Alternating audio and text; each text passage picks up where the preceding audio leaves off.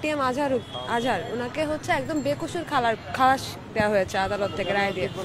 আপনারা এটা জানেন যে মানে বেকসুর খালাস মানে কি, মানে তার কোনো প্রকার অপরাধ ছিল না, অথচ এটা একটা প্রমাণিত তথ্য যে ওই মুক্তিযুদ্ধের সময় তিনি যেই ছাত্র সংঘ সরাসরি আলবদরে যিনি জড়িত ছিলেন এবং ছাত্র সংঘে রংপুর জেলার সভাপতি ছিলেন। তো এই ছাত্র সংঘর মুক্তিযুদ্ধের সময় পাকিস্তানি সেনাবাহিনীর সাথে কি সম্পর্ক ছিল এবং বিভিন্ন জায়গায় কি রোল ছিল, এটা তো আসলে ভুলে যাই নাই আমরা, এটা ভুলার সুযোগও নাই। তো সেই জায়গায় বেকসুর খালাস কিভাবে দেয়া হলো সেটা নিয়ে অবশ্যই প্রশ্ন জাগতে পারে।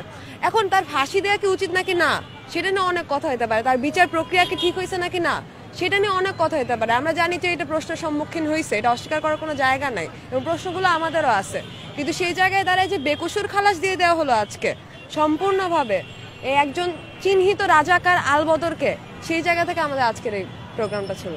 তিনি নির্দোষ এটা তো বলতে পারেন না, মানে এটা কেমন কোন জায়গা থেকে বলছেন উপদেষ্টা আসিফ, মানে উনি কি তদন্ত করছেন?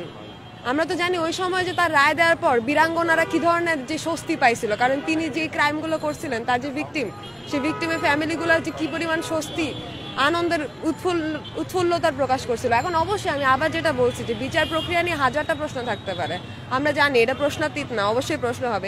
এমনকি মৃত্যুদণ্ড যে রায় ফাঁসি নিয়েও এখন নানান ধরনের আলাপ আছে দুনিয়ায়, যে ফাঁসির পক্ষে বিপক্ষে, ফাঁসির জায়গায় একটা ভালো শাস্তি কি হইতে পারে সেই ক্ষেত্রে, এগুলো নিয়ে হাজারটা কথা হইতে পারে। কিন্তু নির্দোষ কিংবা যে বেকসুর খালাস দেওয়া হচ্ছে তৎকালীন ছাত্র সংঘের যে সভাপতি ছিল একটা জেলার, তাকে, সেই জায়গায় তো তাহলে তো এটা তো আসলে ভাই বেইমানি, এটা ডিরেক্ট বেইমানি।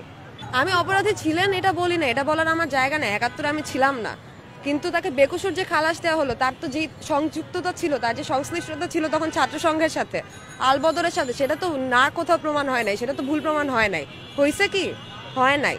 আজকেও আপনি ঢুকে দেখেন ফেসবুকে হাজারটা প্রমাণ এই যারা মুক্তিযুদ্ধ নিয়ে কাজ করে আসছে তারাই দিতে পারবেন। ফলে তাকে নির্দোষ কিংবা দোষী এইটা তো আমি বলবো না, কিংবা তার মৃত্যুদণ্ড দেয়া লাগবে এটাও আমি বলবো না। তাকে বেকসুর খালাস কিভাবে দেওয়া হলো সেটা নিয়ে আমি অবশ্যই হাজারটা বার প্রশ্ন করব।